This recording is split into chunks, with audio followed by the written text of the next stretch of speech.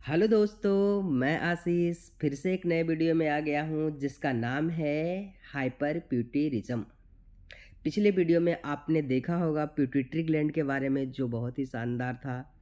आप लोगों को सारे पॉइंट क्लियर हो गए होंगे कि हमारा एंटेरियर प्यूटिटरी पोस्टीरियर प्यूटिटरी दो पार्ट्स होते हैं। एंटेरियर से सारे हार्मोन्स निकलते हैं, टीएसएच, एफएसएच। पिछले वीडियो में मैंने बोला था कि जो नेक्स्ट वीडियो रहेगा वो हाइपर प्यूटिरिज्म का रहेगा। तो मैं हाइपर प्यूटिरिज्म वीडियो के साथ आ गया हूँ।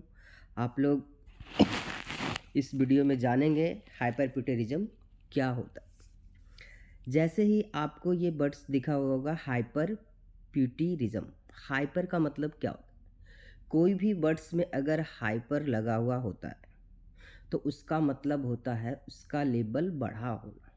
ठीक है, जिसमें हाइपो लगा हुआ होता है मतलब कि उसका लेवल कम है। ठीक है, तो हाइपर प्यूटिरिज्म का मतलब होता है कि प्यूटिटरी ग्लैंड के जो हार्मोन्स है उसका लेवल का बढ़ जाना।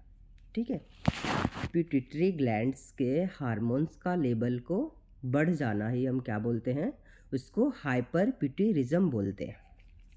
ठीक है, तो हम जानेंगे वन बाई वन। देखिए यहाँ पे excess level of pituitary hormones. अभी मैंने बताया कि हाइपर पिट्यूटरिज्म का मतलब होता है excess level of pituitary hormone, मतलब जो हमारे पिट्यूटरी ग्लैंड्स के जो हार्मोन्स है उसका लेवल बॉडी में बढ़ जाना। तो उसी को हम क्या बोलते हैं, हाइपर पिट्यूटरिज्म। अब ये होता कैसे है, सबसे पहले हम ये जानेंगे। तो जो मोस्ट कॉमन काज है ये है एडिनोमा। अब एडिनोमा ये क्या चीज़ है, तो जो हमारा पिट्यूटरी ग्लैंड होता है ना, पिट्यूटरी ग्लैंड में एक गांठ बन जाना, एक ट्यूमर बन जाना, इसको हम बोलते हैं पिट्यूटरी एडिनोमा। ठीक है, अब समझ गए हम कि हमारे पिट्यूटरी ग्लैंड में है जो ट्यूमर हो गया, उसके वजह से हमारे हार्मोन्स है जो क्या हो गए, उसका लेवल बॉडी में बढ़ गया। ठीक है, अब ये बढ़ गया तो हमारा बॉडी कैसे वर्क करता है। ठीक है, तो हमारे बॉडी के अंदर फीडबैक मैकेनिज़्म वर्क करता है। अब फीडबैक क्या होता है, तो फीडबैक दो तरह के होते हैं। अगर कोई कमेंट पढ़ते हैं आप, कोई रील्स है तो देखते हैं, चाहे कुछ भी चीज़ होता है, कहीं पे जाते हैं, कोई हॉस्पिटल विजिट करते हैं, कहीं कोई वर्क करते हैं, तो उसमें फीडबैक होता है। एक नेगेटिव फीडबैक होता है, एक पॉजिटिव फीडबैक होता है। वैसे ही हमारा ब्रेन के अंदर एक फीडबैक होता है। कोई भी चीज़ हमारे बॉडी के अंदर बढ़ जाता है तो उसको कम करना है, अगर कम हो तो उसको ज़्यादा करना है, उसको नॉर्मल करना है। ठीक है, हमारे अंदर ये चीज़ होती है। तो हमारा पॉजिटिव फीडबैक और नेगेटिव फीडबैक होता है। जैसे कि हमारे एंटेरियर पिट्यूटरी है जो ग्रोथ हार्मोन्स को, जैसे कि आप इसमें देख रहे होंगे कि हमारे जो एंटेरियर पिट्यूटरी है वो ग्रोथ हार्मोन सिक्रेशन किया। अगर ग्रोथ हार्मोन जैसे ही बढ़ेगा तो हमारे बॉडी के अंदर आईजीएफ, जिसको हम बोलते हैं insulin like growth factor, GH बढ़े हमारा, तो हमारे बॉडी के अंदर क्या होगा, ग्रोथ फैक्टर बढ़ेगा। जब ग्रोथ फैक्टर बढ़ेगा तो हमारे बॉडी के अंदर जो सारे सेल हैं वो क्या होंगे, ग्रोथ करने लगेंगे। ठीक है, आईजीएफ बढ़ेगा तो ग्रोथ करने लगेंगे। तो जब ज़्यादा बढ़ने लगा तो हमारे ब्रेन को क्या होगा, वो मैसेज आएगा कि ये ज़्यादा बढ़ रहा है। तो हमारा ब्रेन मैसेज नंबर 2 भेजेगा। क्या भेजेगा, मैसेज नंबर 2, जो कि ब्रेन भेजेगा एंटेरियर पिट्यूटरी को। ठीक है, तो वो क्या करेगा कि कम करेगा। तो कम हमारा कौन है, सोमैटोस्टैटिन, जो ग्रोथ हार्मोन्स को क्या करेगा, कम करेगा। तो हमें ये पता चल गया कि ज़्यादा बढ़ रहा था तो निगेटिव फीडबैक दिया कि नहीं ये ज़्यादा बढ़ रहा है, इसको क्या करना है, हमें कम करना है। तो हमें पता चल गया कि हमारा सब कुछ प्रॉपर हो गया, नॉर्मल हमारे शरीर में बढ़ रहे थे, उसको ब्रेन ने मैसेज दिया और वो कम हो गया। तो ये निगेटिव फीडबैक हमारा मतलब कि बॉडी नॉर्मल है। अब मेन दूसरा पॉइंट ऑफ व्यू से समझेंगे कि अगर आईजीएफ का लेवल कम हो गया, सपोज डैट आईजीएफ का लेवल जो हम देख रहे हैं यहाँ पे, कि आईजीएफ का लेवल अगर हमारे बॉडी में कम हो गया तो मैसेज जाएगा ब्रेन को, ठीक है। मैसेज जाएगा ब्रेन को, ब्रेन हमारा एंटेरियर पिट्यूटरी को बोलेगा ग्रोथ हार्मोन को बढ़ा दो, तो बढ़ गया, तो ये हमारा पॉजिटिव फीडबैक हो गया। क्यों? बढ़ाने के लिए पॉजिटिव फीडबैक, घटाने के लिए नेगेटिव फीडबैक, तो हमारा अभी नॉर्मल है। लेकिन जो हमारा कंडीशन होता है हाइपरप्यूटिरिज्म में, कि हमारा ये जो निगेटिव फीडबैक है ना, ये जो निगेटिव फीडबैक और पॉजिटिव फीडबैक है, ये सारे फेल हो जाते हैं। मतलब कि हमारा जो फीडबैक मैकेनिज्म है वो फेल हो जाते हैं। कैसे होते हैं? जो देखो, जैसे कि हमारा पिट्यूटरी ग्लैंड का जीएच हार्मोन है जो इंक्रीज हो गया, ठीक है। जब जीएच हार्मोन इंक्रीज होगा तो आईजीएफ भी इंक्रीज होगा। जब हमारा आईजीएफ इंक्रीज होगा तो हमारे बॉडी को निगेटिव फीडबैक का मैसेज आएगा ब्रेन को। जब निगेटिव फीडबैक का मैसेज आएगा और ब्रेन एंटेरियर पिट्यूटरी को ये मैसेज देगा कि ये हार्मोन्स हमारे शरीर के अंदर बढ़ रहे हैं, तो वो क्या करेगा, ये मैसेज को वो रिप्लाई नहीं देगा। कहने का अर्थ ये है कि एंटेरियर पिट्यूटरी है जो रिप्लाई मैसेज का नहीं दिया। मतलब वो अगर नहीं रिप्लाई देगा तो हमारे शरीर के अंदर जो हार्मोन्स है उसका लेवल बढ़ा ही रहेगा। जब बढ़ा रहेगा तो ये फीडबैक मैकेनिज्म काम यहाँ पे नहीं करेगा, तो नहीं करेगा तो हमारे शरीर के अंदर कुछ त्रुटियाँ आने लगेगी, जिसको ही हम बोलते हैं हाइपरप्यूटिरिज्म। मतलब शरीर के अंदर हार्मोन्स बढ़ने लगेंगे, ठीक है। तो समझ गए ये चीज़ कि हाइपरप्यूटिरिज्म कैसे होता है, ठीक है। अब हम जानेंगे इसके कॉज, कारण क्या है। तो मोस्ट कॉमन कॉज है पिट्यूटरी एडिनोमा, ठीक है। अब पिट्यूटरी एडिनोमा तो हम समझ गए कि हमारे जो पिट्यूटरी ग्लैंड के अंदर एक ट्यूमर बन जाते, ठीक है। तो एक तो हो गया। दूसरा ये भी हो सकता है कि हमारा जो सारा कमांड है, क्योंकि जो सारे हार्मोन्स का कमांड हमारा हाइपोथैलेमस देता है एंटेरियर पिट्यूटरी को, अगर हाइपोथैलेमस में कुछ गड़बड़ी हो गई तो भी दिक्कत हो जाता है। लेकिन ये जो हाइपोथैलेमस का है जो रेयर केस में होता है, ठीक है, मेनली जो हमारा है पिट्यूटरी एडिनोमा के कारण होता है। अब पिट्यूटरी एडिनोमा हमारे पिट्यूटरी ग्लैंड के अंदर जो हमारा टीएसएच, एलएच, एसीटीएच, एफएसएच, ये जो सारे हार्मोन्स हैं उनका एडिनोमा अलग अलग होता है। जैसे कि हमारे प्रोलैक्टिन सेल में एडिनोमा हो गया तो उसको हम बोलते हैं प्रोलैक्टिन एडिनोमा। जीएच में हमारा अगर हो गया तो इसको हम बोलते हैं जीएच एडिनोमा। अगर एसीटीएच में हमारा हो गया तो इसको हम बोलते हैं एसीटीएच का एडिनोमा। अगर हमारा एलएच में हो गया तो इसको हम बोलते हैं एलएच का एडिनोमा। अगर हमारा टीएसएच में हो गया तो इसको बोलते हैं हम टीएसएच सेल का एडिनोमा, ठीक है। ये सारे जान, मतलब कि हमारे जो सारे हार्मोन्स हैं, सारे जो हमारे पिट्यूटरी ग्लैंड के अंदर जो सेल्स हैं हार्मोन सिक्रेशन का, उसमें अगर ट्यूमर हो जाता है तो उसको हम सारे अलग अलग जो हमारे हार्मोन्स है उसके नाम से जानते हैं। प्रोलैक्टिन है तो प्रोलैक्टिन एडिनोमा, हमारा जीएच है तो जीएच सेल का एडिनोमा, एसीटीएच है तो एसीटीएच सेल का एडिनोमा, एलएच सेल है तो एलएच सेल का एडिनोमा। अब जो हमें यहाँ पे एक वीवीआई जो है मोस्ट कॉमन, तो मोस्ट कॉमन कौन सा एडिनोमा सबसे ज़्यादा है कॉमन, तो जो प्रोलैक्टिन एडिनोमा है वो सबसे ज़्यादा होता है। जब प्रोलैक्टिन एडिनोमा होगा तो क्या होगा, increase the level of prolactin hormone in body, ठीक है। तो समझ गए हम कि मोस्ट कॉमन कौन सा होता है, प्रोलैक्टिन एडिनोमा। ये बहुत ही वीवीआई क्वेश्चन है, बहुत बार एग्जाम में पूछा गया है, ठीक है। अब हमारा ये है जो अगर प्रोलैक्टिन का एडिनोमा होता है, प्रोलैक्टिनोमा, तो क्या होगा। तो सबसे पहले है जो ब्रेस्ट मिल्क फॉर्मेशन होने लगेगा जी। अगर कोई फीमेल लेडी प्रेग्नेंट होती है तब पता है सब लोगों को कि उसमें ब्रेस्ट मिल्क का फॉर्मेशन होता है। लेकिन अगर जिसको प्रोलैक्टिनोमा हो जाएगा, ठीक है, जिसको अगर प्रोलैक्टिनोमा हो जाएगा तो उनको विदाउट प्रेग्नेंट, अगर वो प्रेग्नेंट नहीं भी है फिर भी ब्रेस्ट मिल्क का फॉर्मेशन होने लगेगा। हाँ, सेकंड हमारा क्या होगा, प्रोलैक्टिनोमा हो जाएगा तो मेंसुरेशन साइकिल एबनॉर्मल हो जाएगा। हाँ ठीक है, मेंसुरेशन साइकिल एबनॉर्मल हो जाएगा। सेकंड पॉइंट समझ में आ गया। थर्ड हमारा क्या है कि लिबिडो हो जाएगा। मेल में क्या होता है, लिबिडो। लिबिडो का मतलब होता है सेक्सुअल जो इच्छा है वो कम हो जाएगा हमारा, ठीक है, सेक्सुअल अट्रैक्शन कम हो जाएगा, लिबिडो, ठीक है। फिर चौथा हमारा क्या है, इरेक्टाइल डिसफंक्शंस, प्रॉपर इरेक्शंस नहीं होंगे, ठीक है। तो ये सारे किसके साइन सिम्टम हैं, प्रोलैक्टिनोमा के। समझ में आ गया, हम जान गए कि प्रोलैक्टिनोमा में क्या होता है, क्या सिम्टम्स है, ठीक है। मेनली जो सबसे ज़्यादा कॉमन एडिनोमा है जो हमारा प्रोलैक्टिनोमा। मुझे आशा है कि इतने तक सारे पॉइंट आप लोगों को क्लियर हो गए। अब समझिए कि जब हमारा जीएच का एडिनोमा होगा, ग्रोथ हार्मोन्स का एडिनोमा होगा, जैसे हमारा जीएच अगर बढ़ता है बॉडी में तो मैंने बताया आईजीएफ हमारा इंसुलिन लाइक ग्रोथ फैक्टर बढ़ेगा।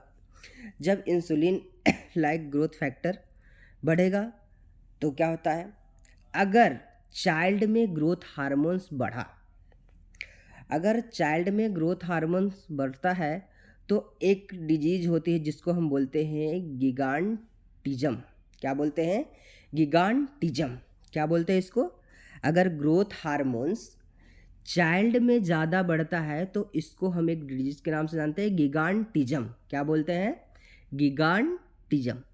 अगर वही ग्रोथ हार्मोन्स अगर एडल्ट में इंक्रीज होता है, वही ग्रोथ हार्मोन्स अगर एडल्ट में इंक्रीज होता है तो उसको हम बोलते हैं एक्रोमेगाली। क्या बोलते हैं, एक्रोमेगाली। समझ में आया, अगर ग्रोथ हार्मोन्स चाइल्ड में ज़्यादा बढ़ गया तो क्या, कौन सा बीमारी होता है, गिगांटिज्म। क्या होता है, गिगांटिज्म। अगर वही एडल्ट में बढ़ गया तो क्या होता है, एक्रोमेगाली। अब हम समझेंगे कि गिगांटिज्म और एक्रोमेगाली। देखो गिगांटिज्म में क्या होता है, गिगांटिज्म में हमारा जो होता है, हमारे बोन के अंदर एक इपीफाइजियल प्लेट होते हैं, ठीक है। इपीफाइजियल प्लेट होता है, वो जब ग्रो करता है तो हड्डी का क्या होता है, लेंथ बढ़ता है। समझ गए, उसमें ग्रोथ हार्मोन्स बढ़ता है तो वहाँ पे क्या होता है, हड्डी का लेंथ बढ़ने लगता है। इससे क्या होता है कि चाइल्ड का हाइट है जो इंक्रीज हो जाए, जैसे कि आप ये फोटोज में देख रहे हैं, ठीक है। एक्सेस जीएच गया, वो इपीफाइजियल जो प्लेट है वो क्या किया, बोन का साइज को इंक्रीज कर दिया, ठीक है। इससे है जो बच्चे का हाइट क्या हो गया, बढ़ गया पूरा। जब बोन बढ़ेगा तो हाइट भी बढ़ेगा, ठीक है। वैसे ही एडल्ट में क्या हुआ, एडल्ट में जैसे कि क्या होता है कि ये तो लेंथ नहीं बढ़ाता, एक्रोमेगाली में क्या होता है कि ये लेंथ को नहीं बढ़ा पाता है, क्योंकि जब वो चाइल्ड होते हैं तो उसी टाइम तक वो फ्यूज हो जाते हैं, एडल्ट होने में तक वो क्या हो जाता है, फ्यूज हो जाते हैं। तो वो साइज जो हमारा लेंथ है उसको इंक्रीज नहीं कर पाते एक्रोमेगाली में। तो इंक्रीज करते क्या है, तो उसके चौड़ाई, जैसे बोन हमारा ऐसे है तो उसके चौड़ाई में इंक्रीज हो जाता है, बट लेंथ नहीं हो पाता है। जैसे कि आप ये फोटो में देख सकते हैं, ये आपको देख रहे होंगे, इनका जो ये दिख रहा है ये क्या है, ऐसे बढ़ गया है, मतलब कि इनकी वृत्त, जो बोन का वृत्त है वो बढ़ गया है, चौड़ाई बढ़ गया है, लेकिन हाइट उतना का उतना ही रहता है, ठीक है। पहले इनको क्या था, पहले इनको गिगांटिज्म था, इनका हाइट तो बढ़ गया बहुत बड़ा, लेकिन जैसे ये बड़े हुए तो इनको क्या हो गया, एक्रोमेगाली हो गई, ठीक है। तो समझ में आ गया, जैसे कि हमारा ये बोन है तो ये इसका हाइट बढ़ा हुआ है, अगर एक्रोमेगाली होगा तो ये क्या होगा, इसका हाइट बढ़ेगा नहीं, ये मोटा हो जाएगा। समझ में आया, कोई बोन का जो लेंथ है एक्रोमेगाली में नहीं बढ़ता, वो क्या है, उसका चौड़ाई बढ़ जाता है, चौड़ा हो जाता है वो, तो उसको हम क्या बोलते हैं, एक्रोमेगाली। तो समझ में आपको आ गया होगा कि चाइल्ड में अगर जीएच बढ़ता है तो गिगांटिज्म होता है। अगर एडल्ट में ये बढ़ा है तो उसको हम एक्रोमेगाली बोलते हैं। देखिए कॉज ऑफ गिगांटिज्म क्या है, हमारा पिट्यूटरी ग्लैंड का ट्यूमर्स। ठीक है, समझ में आ गया होगा। हम जीएच के एडिनोमा पढ़ लिए। अब हम आगे जो पढ़ेंगे एसीटीएच एडिनोमा। एसीटीएच का लेवल अगर बढ़ा तो क्या होगा, तो जैसे ही एसीटीएच का लेवल बढ़ता है तो एसीटीएच जो हार्मोन्स हो जो मेनली काम करता है किडनी पे। किडनी में भी जो किडनी के ऊपर जो हमारे जो एड्रिनल ग्लैंड होते हैं, है ना, जिसको कैप ऑफ द किडनी भी बोलते हैं, है ना, इस पे कार्य करता है। जैसे ही ये हार्मोन एसीटीएच बढ़ा तो एड्रिनल ग्लैंड से एक कोर्टिसोल हार्मोन्स निकलता है, तो कोर्टिसोल का लेवल बढ़ जाएगा। अगर एसीटीएच बढ़ेगा तो कोर्टिसोल का लेवल बढ़ जाएगा। अब अगर कोर्टिसोल का लेवल बढ़ता है तो क्या होता है, जब कोर्टिसोल का लेवल बढ़ता है तो हमारे बॉडी में वाटर और सोडियम होल्ड हो जाता है। जब हमारे बॉडी में वाटर और सोडियम होल्ड हो जाता है तो हमारे बॉडी के अंदर जो है फ्लूइड का वॉल्यूम बढ़ जाएगा। अगर हमारे बॉडी के अंदर फ्लूइड का वॉल्यूम बढ़ेगा तो हमारे बॉडी के अंदर बीपी भी बढ़ जाएगी। आपको पता है जब फ्लूइड बढ़ेगा हमारे बॉडी के अंदर तो हमारा ब्लड प्रेशर भी बढ़ जाएगा। ठीक है, तो समझ में आ गया। अब ये जो कॉर्टिसोल है ना, कॉर्टिसोल मेनली है जो स्ट्रेस हार्मोन्स है। क्या है, स्ट्रेस हार्मोन। अब स्ट्रेस हार्मोन्स क्या करता है, तो स्ट्रेस हार्मोन हमें स्ट्रेस के वक्त निकलता है। स्ट्रेस जैसे जैसे हमारे पीछे कोई कुत्ता दौड़ने लगता तो हम बहुत तेज दौड़ने लगते हैं, है ना, तो हमारे इस टाइम पे हमें एनर्जी के लिए हमें क्या चीज़ की, ग्लूकोज की ज़रूरत होती है। किस चीज़ की, ग्लूकोज की, हमें एनर्जी मिले, हम जल्दी तेज़ भागें। तो ये क्या करता है कि ये ग्लूकोज बनाता है, हमारे बॉडी को ग्लूकोज देता है। अब ग्लूकोज बनेगा कैसे, तो ये जो करता है प्रोटीन का ब्रेकडाउन करता है। क्या करता है, प्रोटीन का ब्रेकडाउन करके हमारे शरीर को ग्लूकोज देता है।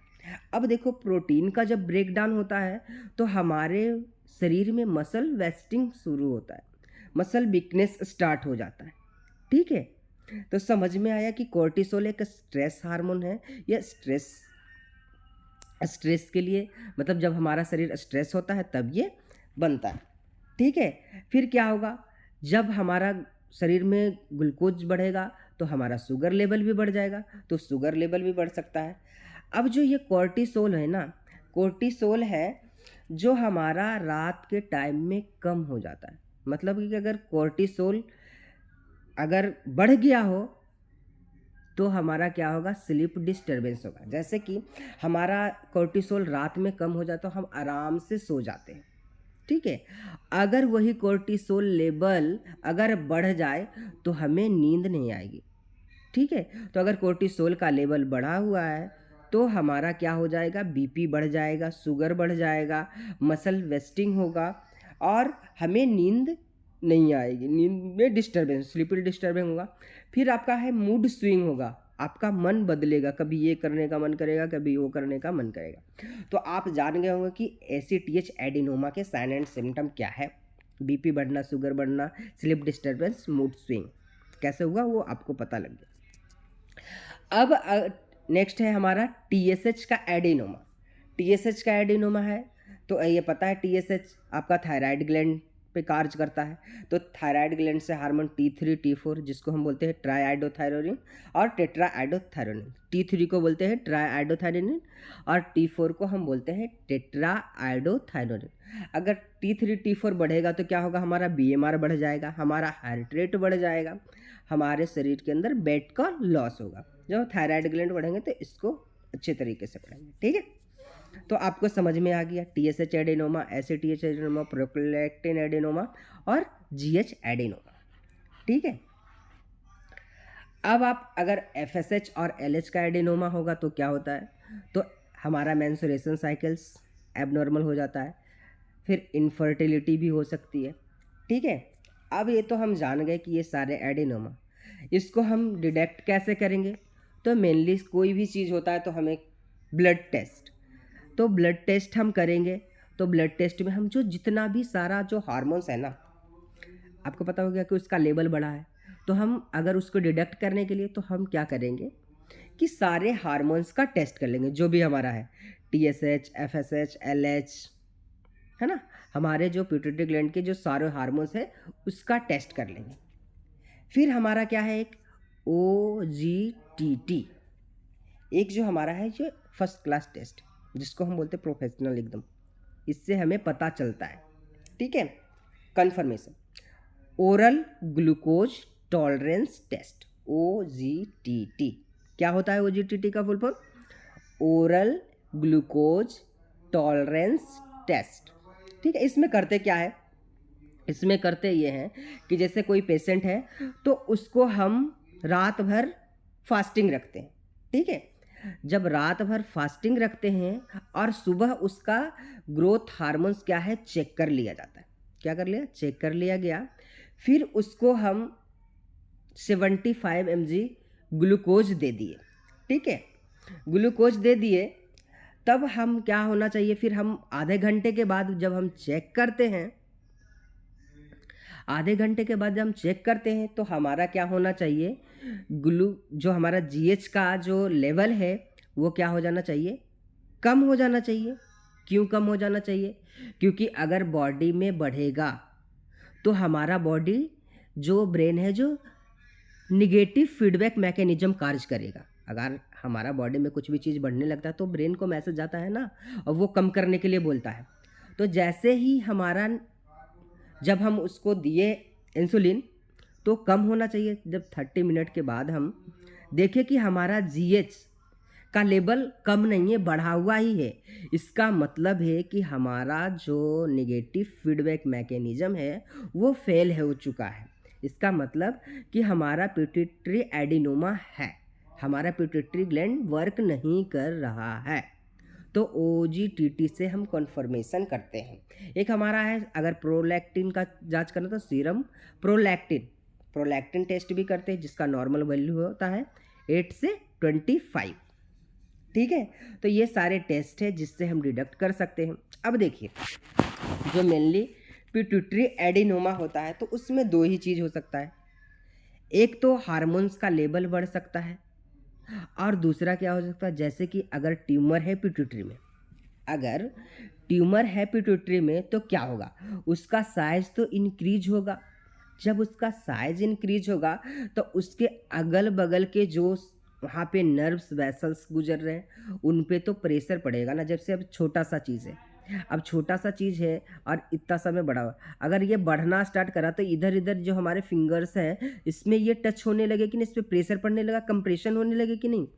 तो वैसा ही वो होगा, जब हमारा पिट्यूटरी ग्लैंड का जब साइज बढ़ेगा तो वहाँ पे होता है क्या चीज़, जो अलग बगल के जो है ऑर्गन नहीं, सॉरी, ऑर्गन मिस भी हो सकते हैं, बट वहाँ पे तो थैलेमस हमारा है, तो ऊपर होता है, उसके जस्ट ऊपर होता है ऑप्टिक चियाज। मैंने बताया था कि जो हमारा पिट्यूटरी ग्लैंड के ऊपर जो हमारे ऑप्टिक नर्व्स होते हैं, ऑप्टिक नर्व्स जो होते हैं जो क्रॉस करते हैं जिससे विजन्स हम देख पाते आँखों को, तो वो क्या होगा, ऑप्टिक चियाज पर जब प्रेशर पड़ेगा तो हमारा विजन है जो प्रॉपर ब्रेन को मैसेज नहीं पहुंच पाएगा और प्रॉपर वो दिखेगा नहीं, एक साइडेड, वन साइडेड दिखेगा। क्या होगा, वो वन साइडेड दिखेगा। जैसे कि हम ये यहाँ पे दिखाएं, यहाँ पे ऑप्टिक चियाज में कि ऑप्टिक नर्व जो है वो उस पर अगर प्रेशर पड़ा तो क्या होगा, आधा विजन, उसको हम बोलते हैं क्या, टेम्पोरल हेमिनोपिया, हेमिनोपिया, टेम्पोरल हेमिनोपिया बोलते हैं उसको। किसको, जब हमारे जो पिट्यूटरी ग्लैंड के ट्यूमर के कारण जब वो बढ़ जाता है साइज और उस पर जो हमारा जो नर्व जाते हैं उस पर प्रेशर पड़ने लगता है, उसके वजह से जो डिजीज होता है उसको बोलते हैं टेम्पोरल हेमिनोपिया। इसमें क्या होता है कि हमें वन साइडेड दिखता है, जैसे ये उंगली है तो एक साइड का दिखेगा और एक साइड का नहीं दिखेगा। दूसरा क्या हो सकता है, मास इफेक्ट में जो हमारा ब्रेन का जो ब्लड सप्लाई होता है इंटरनल कैरोटिड आर्टरी, उस पर अगर प्रेशर पड़ा तो क्या होगा, ब्लड को ब्रेन को ब्लड जाना क्या होगा, कम हो सकता है ना। प्रेशर किसी भी चीज़ पे पड़ता है, कोई पाइप है, पाइप पे प्रेशर पड़ रहा है तो कम जाता है ना। तो वैसे ही इंटरनल कैरोटिड आर्टरी जो होता है उस पर प्रेशर पड़ने लगता है उसका साइज बढ़ने से। तो उससे क्या होता है कि हमारा ब्रेन को ब्लड जाना कम हो जाता है। तो उससे क्या होगा, तो उसको हेडेक होने लगेगा, कन्फ्यूजन होने लगेगा, अनकॉन्शियस होने लगेगा। तो ये दो सिम्टम्स हो सकते हैं। ठीक है, तो हमने जान लिया। अब ये सारे चीज़ हो गए, तो और एक क्या चीज़ है, कुशिंग सिंड्रोम। एसीटीएच का अगर लेवल बढ़ता है तो इंक्रीज होता है क्या, हमारा कोर्टिसोल। कुशिंग सिंड्रोम में हमारा क्या होता है कि एसीटीएच का लेवल बढ़ जाता है। जब एसीटीएच बढ़ेगा तो हमारा कोर्टिसोल भी क्या होगा, बढ़ेगा। तो एक डिजीज होता है जिसको हम बोलते हैं, अगर कोर्टिसोल बढ़ जाता है तो उसको बोलते हैं हम कुशिंग सिंड्रोम। क्या बोलते हैं, कुशिंग सिंड्रोम। अब देखो कुशिंग सिंड्रोम कैसा है, ऐसे इसके सिम्टम्स से है ना, ओबेसिटी, इजी ब्रूसिंग, है ना, स्ट्रेच मार्क्स, जो कटा कटा सा शरीर में दिख रहा है, ये सारे हैं कुशिंग। ये कब होता है, जब एसीटीएच का लेवल बढ़ जाता है तो कोर्टिसोल का भी लेवल बढ़ जाता है, तब आपका ये क्या होता है, कुशिंग सिंड्रोम।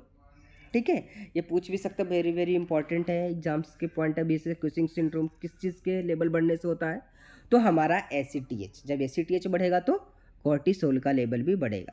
इसका डायग्नोसिस क्या है, तो 24 hour urine free cortisol test, है ना, 24 घंटे का यूरिन हम क्या करते हैं, इकट्ठा करके इसका डायग्नोस करते हैं। लेट नाइट सलाइवरी कोर्टिसोल से, रात को 10 से 11 बजे हम कोर्टिसोल का लेवल करते हैं, सलाइवरी कोर्टिसोल का लेवल चेक।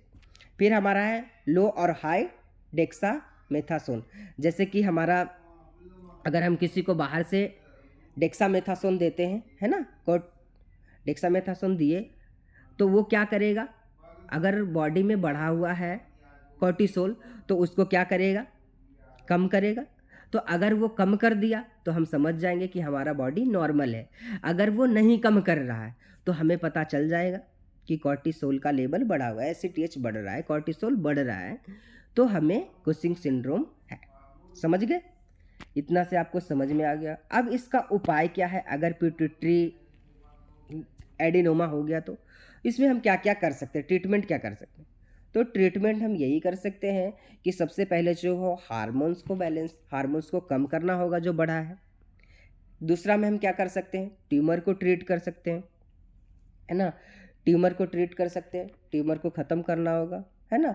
जो सिम्टम आ रहे हैं, बीपी बढ़ा हुआ, ये सारी चीज़ को नॉर्मल करना पड़ेगा। ठीक है, समझ गए।